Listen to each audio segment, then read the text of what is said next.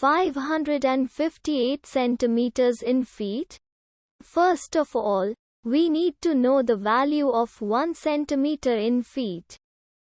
It's always 1 centimeter equals 0.03280839895 feet.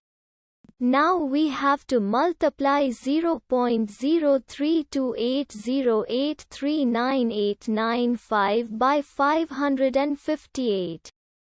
Therefore, 558 centimeters times 0.03280839895 feet equals 18.3070866141 feet. So, in other words, 558 centimeters equals 18.3070866141 feet.